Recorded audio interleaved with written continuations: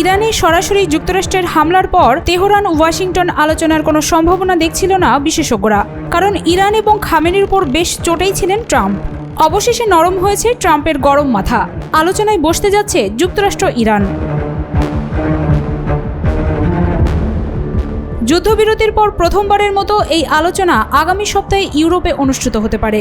শুক্রবার অ্যাক্সিওজের বরাতে আনাদোলু এজেন্সির এক প্রতিবেদনে এই তথ্য জানানো হয়েছে। প্রতিবেদনে বলা হয়েছে, যুক্তরাষ্ট্র আগামী সপ্তাহে ইরানের সঙ্গে আলোচনায় বসতে যাচ্ছে। নরওয়েতে এই বৈঠক অনুষ্ঠিত হতে পারে। পরমাণু ইস্যুতে দুই দেশের মধ্যে এই আলোচনা অনুষ্ঠিত হবে।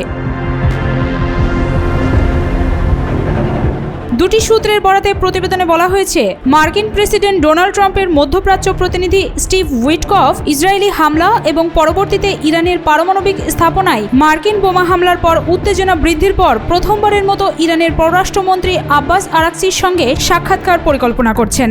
সূত্রগুলো জানিয়েছে, নরওয়ের রাজধানী অসলোতে এই আলোচনা অনুষ্ঠিত হতে পারে, তবে এখনও বৈঠকের জন্য চূড়ান্ত তারিখ নির্ধারণ করা হয়নি। বান্ডেল থাকলে প্রতি সেনমানিতে টাকা বাঁচবে। বিকাশ সেনমানি বান্ডেল কিনে জিতুন প্রতি লেনদেনে। প্রতিবেদনে বলা হয়েছে, যুক্তরাষ্ট্র বা ইরানের কেউই আলোচনার বিষয়টি নিশ্চিত করেনি। হোয়াইট হাউস জানিয়েছে, এই মুহূর্তে আমাদের কাছে কোনো তথ্য নেই। অন্যদিকে ইরানের জাতিসংঘ মিশন এই বিষয়ে মন্তব্য করতে অস্বীকার করেছে। এর আগে ইসরায়েলি হামলার পর ওয়াশিংটন এবং তেহরানের মধ্যে পারমাণবিক আলোচনা বন্ধ হয়ে যায়। এরপর গত সপ্তাহে মার্কিন প্রেসিডেন্ট বলেন, এই সপ্তাহে ইরানের সঙ্গে আলোচনা হতে পারে। এই আলোচনায় সম্ভাব্য একটি চুক্তি স্বাক্ষর হতে পারে বলেও জানান তিনি। এদিকে বার্তা সংস্থা রয়টার্স জানিয়েছে, ইরানের তেল বাণিজ্যকে লক্ষ্য করে নতুন নিষেধাজ্ঞা আরোপ করেছে যুক্তরাষ্ট্র সরকার। পারমাণবিক কর্মসূচি এবং মধ্যপ্রাচ্য জুড়ে জঙ্গি গোষ্ঠীগুলোকে অর্থায়নের অভিযোগে ইরানের তেল রপ্তানির উপর এই নিষেধাজ্ঞা আরোপ করেছে মার্কিন প্রশাসন।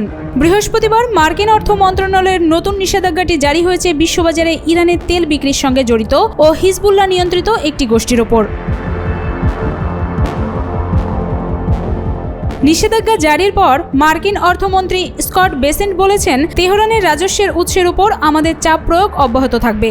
এর মাধ্যমে ইরানি শাসক গোষ্ঠীর অস্থিতিশীল কার্যকলাপের জন্য ব্যবহৃত আর্থিক সম্পদগুলোতে প্রবেশাধিকার ব্যাহত করার জন্য অর্থনৈতিক চাপ বৃদ্ধি অব্যাহত রাখা হবে।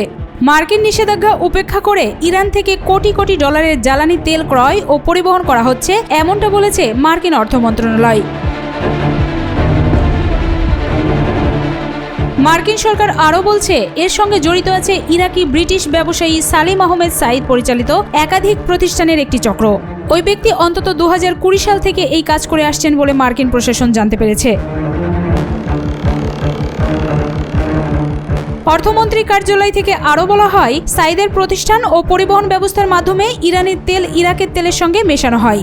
ভুয়া নথি ব্যবহার করে এগুলোকে ইরাকের তেল হিসেবে ইরাক বা সংযুক্ত আরব আমিরাতের মাধ্যমে পশ্চিমা বিভিন্ন দেশের কাছে বিক্রি হচ্ছে। 2014 সালে রয়টার্সের এক প্রতিবেদনে দাবি করা হয়েছিল, জ্বালানি তেল বিক্রির গোপন চক্রের মাধ্যমে বছরে অন্তত 100 কোটি মার্কিন ডলার আয় করছে ইরান।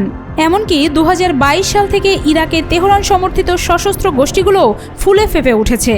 নতুন আদেশে যুক্তরাষ্ট্র কয়েকটি তেলবাহী জাহাজের বিরুদ্ধেও নিষেধাজ্ঞা জারি করেছে। এগুলো গোপনে ইরানি তেল পরিবহনে যুক্ত ছিল বলে দাবি করছে দেশটি। এতে ইরানের তথাকথিত গোপনে তেল বহনে নিযুক্ত নৌবহরের ওপর চাপ আরও বাড়ল। এছাড়া তেহরান সমর্থিত হিজবুল্লাহর নিয়ন্ত্রণাধীন আর্থিক প্রতিষ্ঠান আল কারদ আল হাসান ও এর কয়েকজন শীর্ষ কর্মকর্তার বিরুদ্ধেও নিষেধাজ্ঞা দেয়া হয়েছে। মার্কিন প্রশাসনের মতে, ওই ব্যক্তিরা কোটি কোটি ডলার মূল্যের লেনদেন করে গোপনে সহায়তা করেছে লেবাননের হিজবুল্লাহকে। এসব নিষেধাজ্ঞার আওতায় থাকা ব্যক্তি বা প্রতিষ্ঠানের মার্কিন ভূখণ্ডে থাকা সম্পদ জব্দ করতে পারবে দেশটির প্রশাসন এবং তাদের সঙ্গে মার্কিনিরা কোনো ব্যবসা বাণিজ্য করতে পারবে না।